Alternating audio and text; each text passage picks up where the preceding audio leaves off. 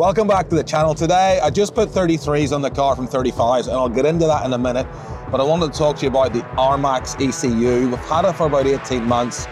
I actually really rate this thing, so today I'm going to tell you my thoughts all about it.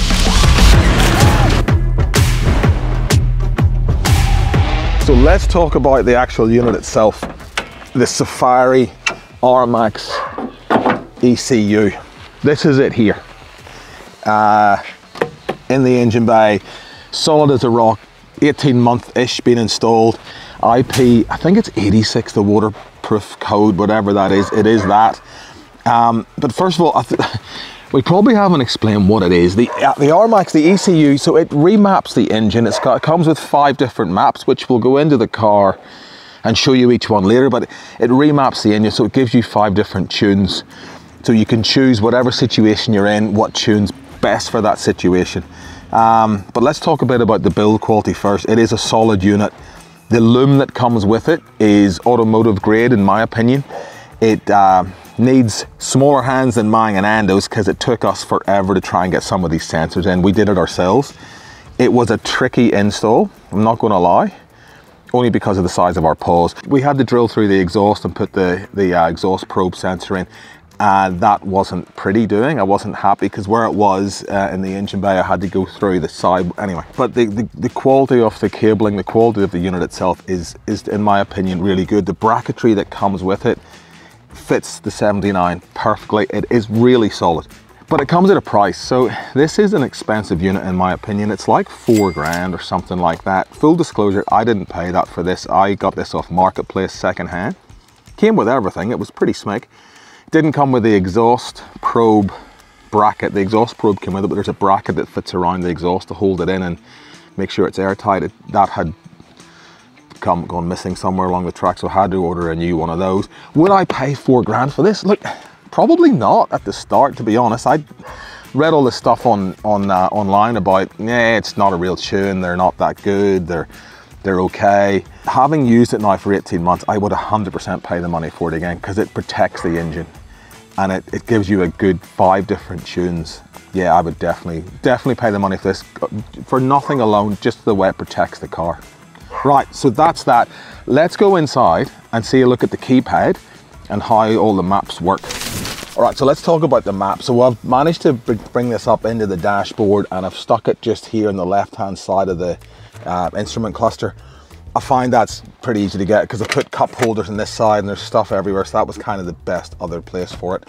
Map 5, let's start with that. That's the factory map. So that is the one where there's no tune. It's just as it rolls off the factory floor, and it is as it is, and it is as it is. It's a bit doughy, and it is what we all know a 79 series to be.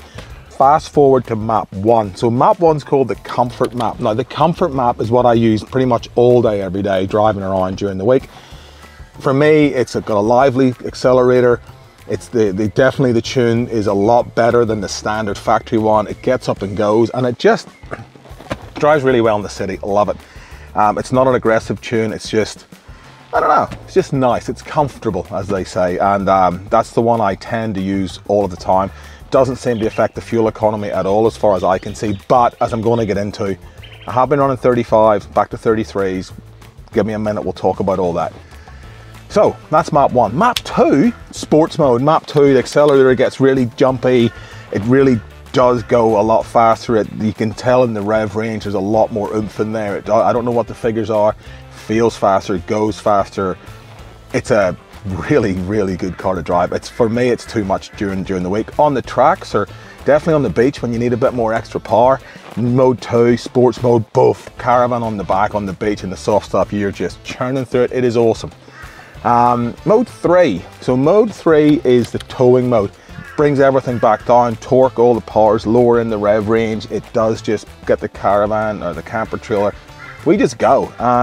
Got the brake controller there, so really it's business as usual when you're driving or towing this in mode 3 with the camper trailer, which is about 2.5 ton fully loaded. So it doesn't seem to affect. This is just lovely towing now. Without it, you could, like, it was still a V8, it still towed it okay, but it's a nice tow now. There doesn't seem to be any dramas towing it.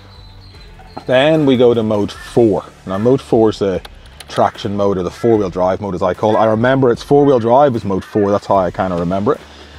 Again, all the power, all the torque's low down. The pedal is a lot softer, so you know, it's not going to snatch when you're going over rocks. It's not going to be too jumpy when you're trying to be really careful through a wheel placement, or you know, if you are going up the beach, you don't want all the power. You do want to just get out of that rut, or you just want to slowly go up a climb. Mode 4 is where I'll be at. It does work as it's supposed to. This isn't sponsored by Safari. I bought this myself off marketplace, a bit cheaper than it should have been, but I'm a big fan.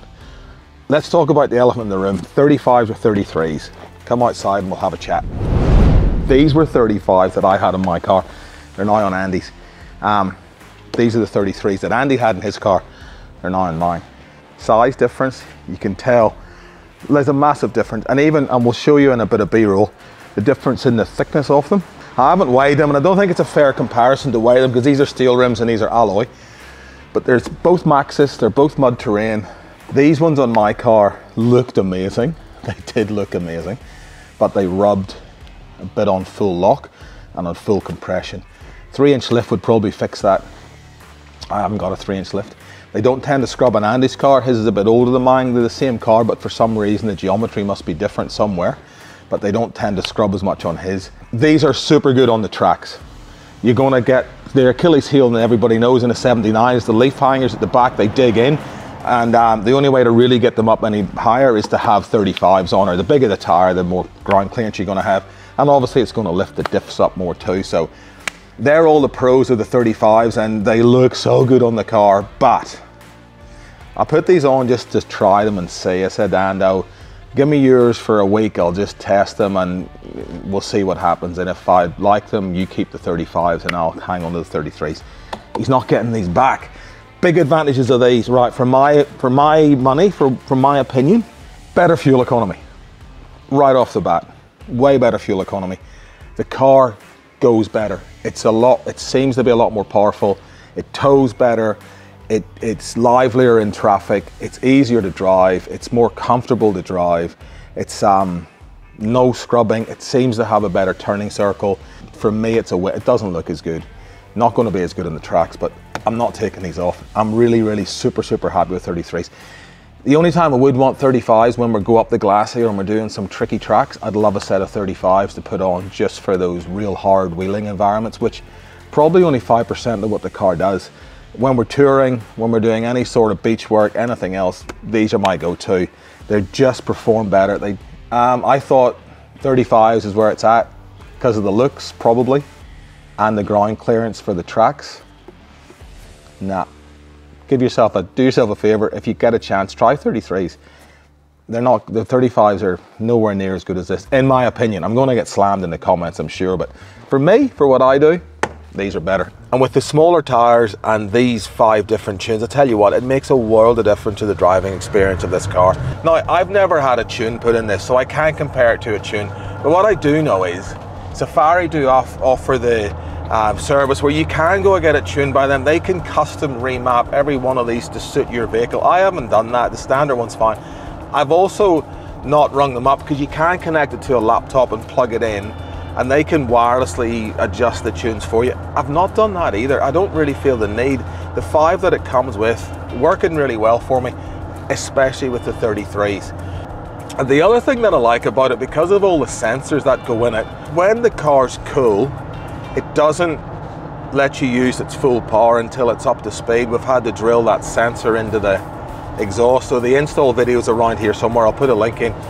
It's a fairly intensive install. There's a lot of sensors go in, a full car wiring loom goes in, like it's a real solidly built unit, as I said before. When driving on the beach, it goes well. When it's up to speed, the temperature, everything goes really well. But if it gets too hot, if you're on the beach and the engine, the EGTs get a bit too hot, it will pull the tune back, so it won't let it get any hotter. It'll actually stop you from driving it too fast, so it will look after the engine. I really like that because it's protecting the whole engine. I think a tune, if you just got a tune, you're just going for it. And that, look, tunes are good too. As I said, I've not had one, but I do think the protection value in this is worth worth having too, because the engines are expensive to replace, and we certainly don't want to do an engine. Other things, it is a bit of an investment to buy this. I do get that, and you probably would have to put a clutch in too. Is it worth it? For me, I would definitely buy another one. That peace of mind for the safety. The tunes are absolutely brilliant. As I said, like the four-wheel drive tune, once we go up the glassy, we get in the mud, we're on that fourth map. It's just wheel placement, getting over rocks, the pedals nowhere near snatchy. It's just a nice soft pedal. Then you're not snatching over the rocks and stuff. It's really just a very controllable tune, and a lot more power down low too. And if you want to fang it up a big steep hill into the mode 2, and you've got all the power in the world you need to get up over that hill. I'm a big fan. I can't really see any downsides to it. And if you ever want to just drive in factory mode, hit mode 5 and you're back to standard. Anyway, that's enough of me rambling on. Thank you very much for watching. Please do remember to subscribe if you want more of this sort of content, and we'll see you in the next one.